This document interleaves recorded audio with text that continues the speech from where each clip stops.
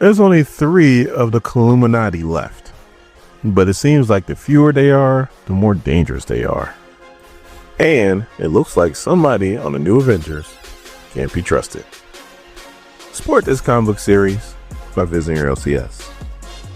My name is Dorian, this is SEO Comics. We're continuing our coverage of the new Avengers, number 6. Our story starts off in Osaka, Japan, where we see a huge crater where I'm guessing buildings used to be. It says 12,000 people are missing or dead. Now they know it was the Illuminati, but they don't know why they did it. And then we cut to the New Mexico desert where Bucky's safe house is. One day after Osaka, you have Black Widow that is trying to rally the troops, and they don't seem like they want to be rallied. Because Black Widow's like, we need to hit them hard, and we're just the team to do it. And then Clea's like, what an original plan, Natasha. And then Laura, she's even like, yeah, they certainly won't be expecting that. So Bucky's kind of really the only positive one. He's like, yeah, we can do this. We just gotta be sneaky about it. And they was like, I'm done being sneaky. Like, I don't want to be sneaky. They are murderous atrocities that are wearing our friends' faces. I want them to scream my name in terror. So Clea is using her magic to mess with a lizard. Natasha and Laura are talking to each other. Carnage is listening, and he's like, when did we get on a first name basis? Like, nobody calls me by my first name. All you guys just call me Carnage. So then Laura's like, I'll call you Goof Troop. How about that? And Carnage's like, I'll call you Captain Never Showers. How about that? And Laura's like, fair. So she fully admits that she doesn't take too many showers and she stinks. And she can give 2 shits. So the Laura's like, we can sure use a hoax muscle for this. Sure wish somebody could find them. Maybe somebody with white hair and a trashy attitude. So then Clea's like, keep talking about Santa Claus like that and you'll get more than just a lump of coal in your smelly boots, Wolverine. So this whole time, Natasha has been trying to tell everybody something, but she keeps getting cut off. Like, everybody keeps cutting her off. So then we cut to the Skeleton Coast in Nibia, 5 days before Osaka. And we're at this facility, and we have the Jackal, who's supposed to be dead, but this is a Jackal, so there's probably a bunch of clones out there. And this one looks like Albert Einstein, and it looks pretty disturbing. Anyway, his security system is telling him that there's a breach, and next thing you know, Iron Apex just crashes out of the ceiling. God, I hate that name. Can we just call him Tony? Bad Tony? Horrible looking Tony? Anything but Iron Apex. Anyway, he's beating this Jackal down, and he's demanding that he let him know, I guess, who's in charge. And the Jackal is like, well, I don't know what my clone brother did to you, but it wasn't me. I didn't do it to you, so please stop beating me up. And Iron Apex is like, sure, as soon as you tell me who's in charge.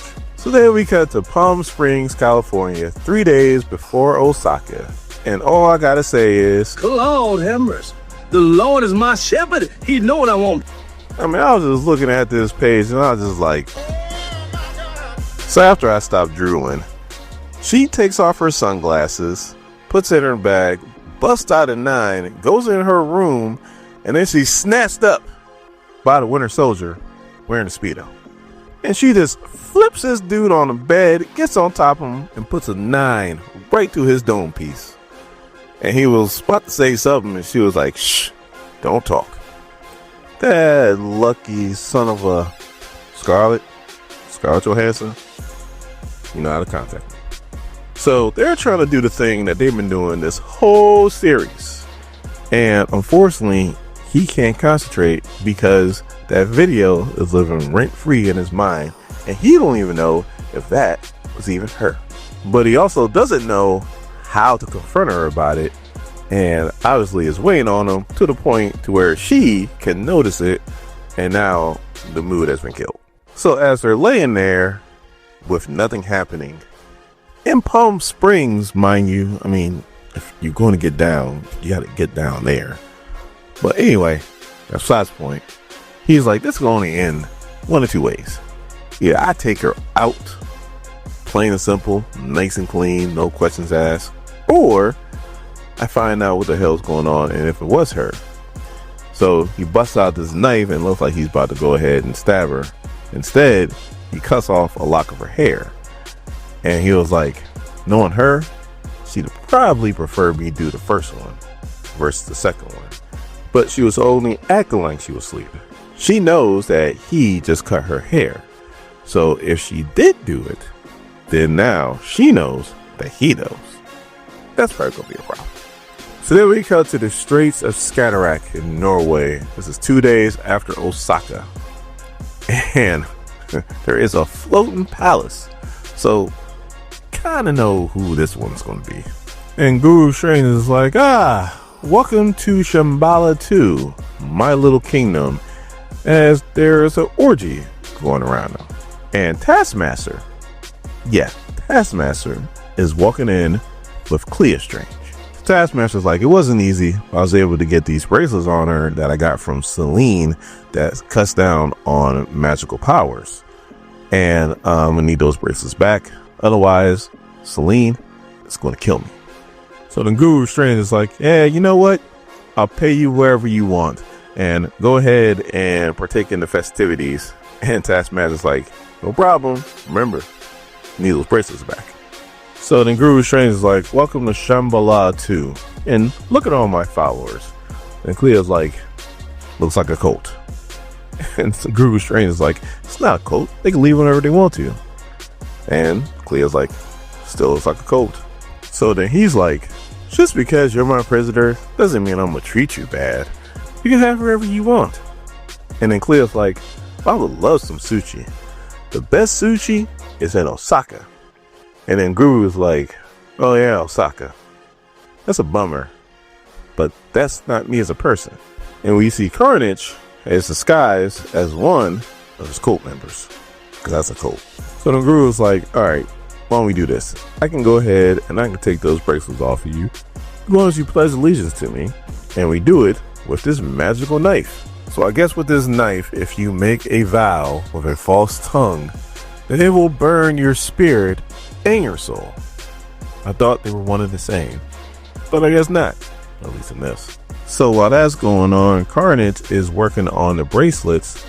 Guru Strange is just feeling himself and he goes in to try to kiss Clea. And all of a sudden he is attacked by a swarm of, it looks like hornets. Could be wasps. Definitely too big to be bees.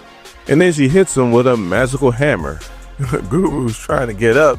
And all of a sudden, he's capped in the leg by Taskmaster, who really is Bucky. Like, I'm trying to saw that coming. So when Bucky's like, all right, where's the rest of the Killuminati? And Guru Strange's like, Bucky Barnes, you big horse's ass. You know what? I got something for you. And that's with a magical spell like this ram goes out of nowhere, hits Bucky, but then Carnage jumps all over Guru and was like, I wouldn't move if I was you, as he digs his claws into him. So Clea's like, this is what's going to happen. You're going to tell us what we want to know. Otherwise, Carnage is going to just inch them claws deeper, as he does. And it looks like they're about to torture the hell out of him when Luke Charles, which is supposed to be the evil Black Panther, comes out of nowhere and cuts Carnage. I don't understand the whole Luke Charles thing. Like, how do you go from T'Challa to Luke Charles? Please, somebody explain that to me.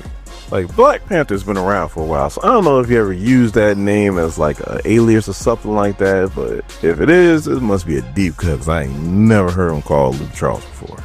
So then we cut back to the Jackal, and he's still working with Iron Apex.